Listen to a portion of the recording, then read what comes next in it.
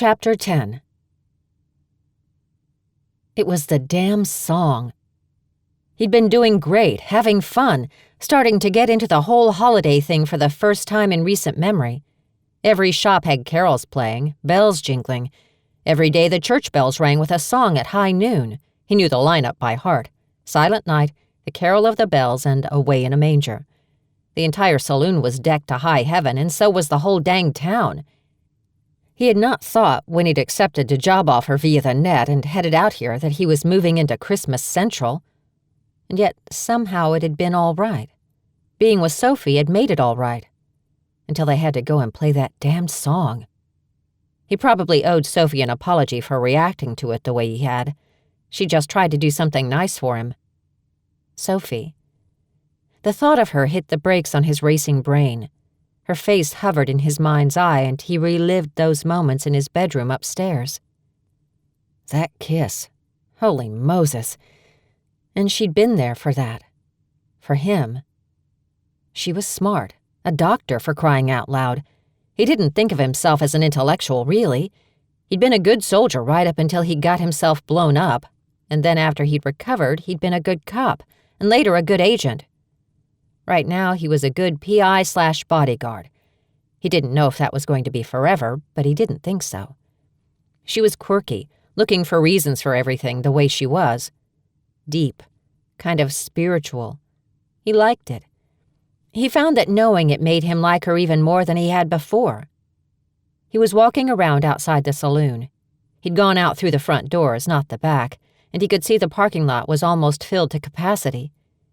He was on the job and shouldn't shirk his duties, even if they weren't the reason he'd truly been hired.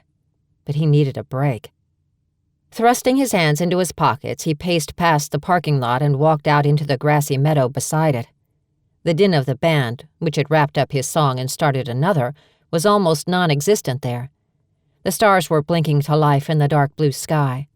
The sun hadn't been down long. It wasn't full dark yet, but the air was cool enough that he could see his breath. It cleared his head both literally and figuratively. Yeah. Okay, so he and Sophie had got off on the wrong foot. He hadn't been honest with her, and she'd thought the worst. But things were out in the open now. Things were better now. He didn't know exactly what things he was referring to. He just knew he liked her. He liked her a lot. But he didn't think that everything happens for a reason bit was very logical. He'd almost been a father once. A teenage father, but a father all the same. That had been taken away from him, and an IED had ensured the chance would never come again. He couldn't for the life of him think of any reason for something like that. He took one more breath of brisk, fresh air, and thrusting his hands into his jeans pockets, started back. He didn't know why he still let his oldest heartbreak get to him the way he did. He was usually fine, just all this freaking Christmas. Man, it brought it all back. He was almost to the door when he saw the guy in the hoodie. Same blue hoodie underneath the same denim jacket. Same hunched-up posture. He was probably 6'2" and skinny, and he was lurking around outside the saloon. Not on his way in or out, just hanging. Darryl headed that way. "Hey, what are you doing out here?" The guy jerked his head Darryl's way and then took off at a run. That got Darryl's blood pumping, and he ran after him, vaguely aware of footsteps behind him. Then Sophie yelled, "Darryl, no! Leave him alone, he's fine!" He caught the guy by one shoulder, yanked him around so hard he stumbled and fell on his ass. Then the stranger looked up at him, his hood falling back as he did. A shock of dark hair fell over his face, covering one eye. He was a kid, just a kid. Sophia grabbed his arm and yanked it away. "What do you think you're doing, Darryl? Let him be." Then she moved him out of the way, wedging herself between him and the kid, and reached down for the boy's hand, helped him get up. "You okay? Did he hurt you?" "I'm all right." The kid stood there in the glow of the parking lot lights. He had dark, thick lashes, midnight blue eyes, and a narrow face with cheekbones sculpted by a master. His expressive eyes darted from Sophia to Darryl and back again. He looked scared. Darryl sighed. "This is the third time I've seen you lurking around this saloon, kid. What are you up to?" "Nothing," he muttered, straightening his jacket around him and hunching into it. He couldn't hold Darryl's gaze. "What's your name?" "None of your business. I was stupid to ever come here." He shook his head, then just turned and took off running like an Olympic sprinter. And when Darryl lunged as if to go after him, Sophie stepped right in front of him so fast he bumped into her and caught her shoulders to keep one or both of them from falling over. "Sophie, come on. He's up to no good." "He's a kid and he's in trouble. Geez, that's the same one who was sleeping on the bench under the town Christmas tree, Darryl. How can you be so heartless?" She gazed down the road where the kid had been swallowed up by the shadows. "I wanted to help him, but you scared him off, you bully." "Just a damn second here," he said, blurting the words as fast as they came. They were almost blurting themselves.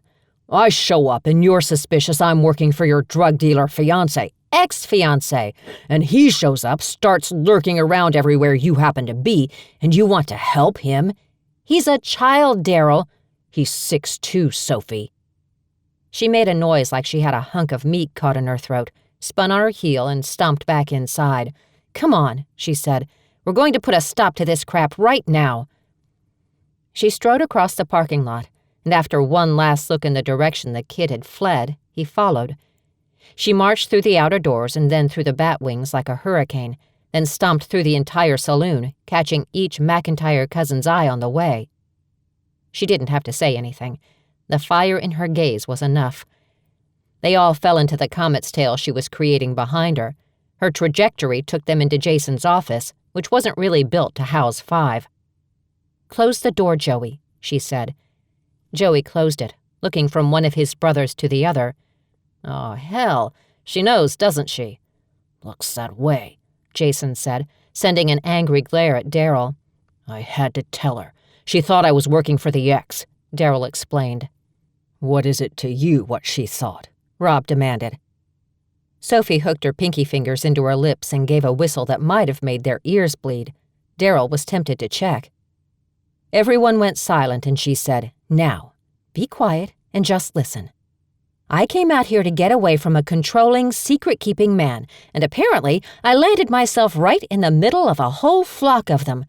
I do not need protecting from wimpy, drunk-ass Skylar, and I certainly don't need protecting from a poor, hungry, homeless teenage boy." "What teenage boy?" Jason asked. "There's a hungry homeless boy in the mix someplace."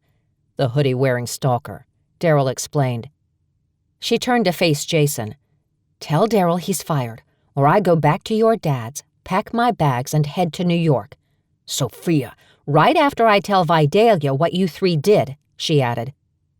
Jason tried to stay stoic, but Joey went kind of pale and started talking rapidly. "Look, okay, we get it.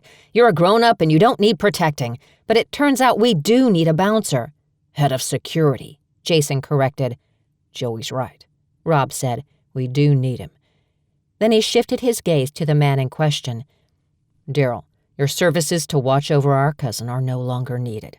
We'll cash out on that before closing time, pay you what we owe. I broke the contract by telling her the truth. I can't take any money for that," Darryl said. The boys all exchanged a look that Sophia thought indicated respect for that decision. And then Jason said, "But we'd like to keep you on as head of security for as long as you'd like to stay in town." Darryl heaved a sigh. "I don't know, guys." "Well, you gotta give us time to find a replacement at least," Joey said. 2 weeks' notice is the custom, isn't it?" "Not for a fake job." "It's not a fake job," Jason said. "We've got the paperwork. You signed on. You agreed to the terms." Sophia frowned at Jason and wanted to throttle him. Yes, she'd been holding her breath and willing Darryl to say he wanted to stay, but she wanted it to be his decision, and her cousins were twisting his arm. Now he was looking at her as if for the answer. She wanted him to decide to stay, darn it all. Shrugging as if she didn't care one way or the other, she said, "Stay on if you want, Darryl, but no more watching over me. And that goes for all of you. Got it?" "Got it." The 3 McIntyres said it in unison, and Sophie stared at Darryl, awaiting his agreement. "Yeah, I've got it," he said. She nodded, turned, and walked out of the office and back to the bar. Darryl eyed the 3 brothers. "Guys, this kid she's defending is almost a man, 16, maybe 17. Tall, skinny, wearing a blue hoodie and denim jacket. I have noticed him hanging around," Jason said. Darryl nodded. "Yeah, around Sophie." and I don't like it." "Neither do I," Jason said. "He might be working for her ex, and no matter what she says, that guy was bad news. Most drug dealers are. You roll around with dogs, you're gonna get fleas." "I'd like to check this kid out," Darryl said, "with your permission." Jason looked at his brothers. Joey grimaced and shook his head, and Rob just lowered his. "I think we'd best respect her wishes," Jason said. Darryl heaved a sigh. "Okay, all right. Still, I'm going to take you up on your offer to hang around a while longer. I'll feel better if I do." "So, this is your 2 weeks' notice?" Robert asked. "Yeah, I guess it is." He was going to check the kid out on his own, just in case, because he'd seen men like Sophie's ex before, obsessed, controlling, incapable of letting go.